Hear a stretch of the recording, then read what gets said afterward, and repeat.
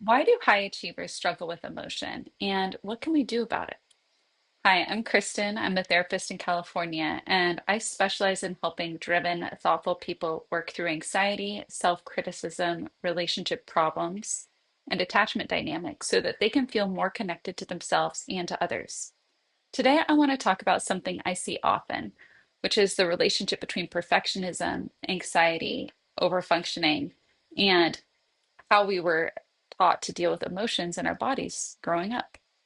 And I'm also going to cover some of the things we can do about it now. For many of us, we were taught growing up that we were not good enough. And what was good enough was perfect.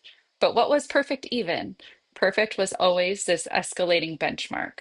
And we had to work harder and harder and harder, always chasing that good enough. We might have also grown up in an environment where emotions were ignored, minimized, or punished. You may have heard things like, get over it, stop crying, don't dwell on it, toughen up. Or maybe emotions were too big in your family, unpredictable, chaotic, overwhelming. So you learned to shut down your feelings in order to stay safe. Whether our caregivers lacked emotional control or avoided emotion altogether, the message was the same. Feelings are dangerous, messy, irrational. Feelings are unsafe. So many of us adapted. We became rational, logical, composed, maybe even hyper independent or perfectionistic. But all of these adaptations had a downside and a cost. So let's look at what that cost is. Often we learned to push through. We overfunctioned. We went to school sick when we should have rested. We worked late when we should have gone home. We skipped rest. We skipped play. We skipped vacations. We skipped taking days off. We ignored our bodies. We often became experts at achieving and disconnected from ourselves in the process. Anxiety and depression feed on this disconnection. Many of us find that we ruminate, thinking through every possible scenario that happened and just really dwelling on the past instead of taking action. We might isolate ourselves, hoping to feel safe, but then feel even worse. We might overwork in order to feel useful, to feel good about ourselves, to feel in control. But overworking often cuts away at the things that keep us healthy and well, like getting enough rest, getting enough good sleep, moving our bodies, eating nutritious food, and even having time for joy and connection. Because of all of these things, we might start to believe that if we can just think harder, we can fix anything. But thoughts can't always solve the problem. We can't leave emotion out of it. If emotions didn't serve a purpose, we probably wouldn't have evolved to have them. So, how do we begin to reconnect with emotion into our bodies? Well, we start first here with valuing emotion instead of avoiding it. We can build an emotional vocabulary, practice naming what we feel. We can check in with our bodies, see where are we holding tension, what do our bodies need. We can care for ourselves by taking our breaks, um, making sure we have time for nutrition, time to move, and we can practice expressing ourselves through creativity. You can collage, journal, paint, write, dance. You can even just simply say, I feel. We can also explore the beliefs that are shaping our relationship to work, our self-esteem, and our emotions. So some of these beliefs might be things like, I'm not enough, I have to fix everything. If I rest, I'll fall apart. Um, and I want to just see for a second the power of the belief. If you believe I'm not enough, how is that going to shape your actions? How is that going to shape your relationship to yourself? If you believe I am enough, I do enough, I have enough, how is that going to shape your actions? How will that shape your relationship to other people and yourself?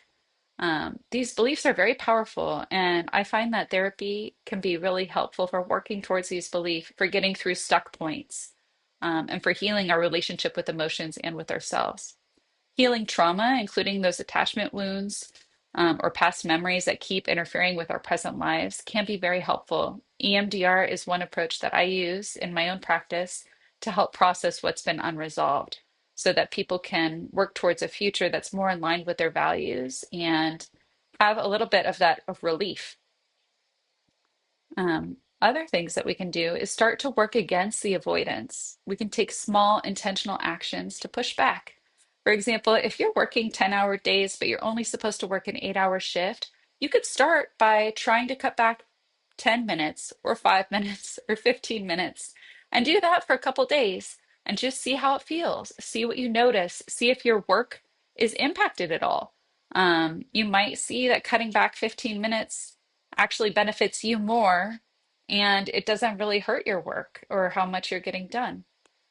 We can also change our relationship with notifications, with how often we check our email, and just see how can we decrease distraction during the day so that we have more time to do deep focus, work effectively, versus trying to manage all of these balls in the air. We know that we can't multitask, so why do we keep doing it to ourselves? And we can also schedule time off.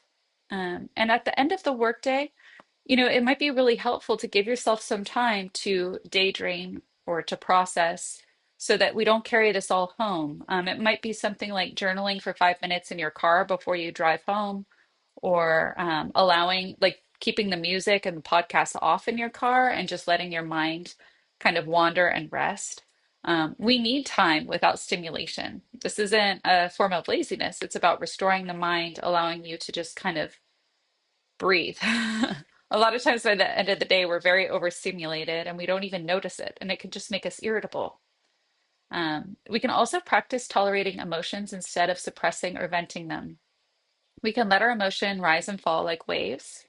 Mindfulness skills can be very helpful with this. And also having an attitude of curiosity and self compassion. And therapy is one way to kind of work towards these things. Emotional tolerance doesn't just help us, it also helps our relationships. When we're able to hold space for our own feelings and process through them, we're better able to hold space for others instead of shutting them down or trying to fix them. If this video resonates with you, I want you to know that you're not alone with this.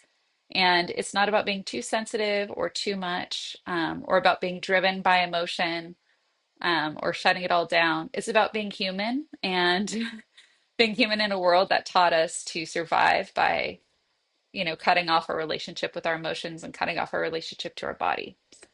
Therapy can be a great way to help reconnect with that and heal. And so, if you're interested in finding support and you're in California, feel free to reach out to me. If you'd like to learn more on this topic area, leave a comment, subscribe, or like this video. I appreciate you taking the time to watch it. Thank you.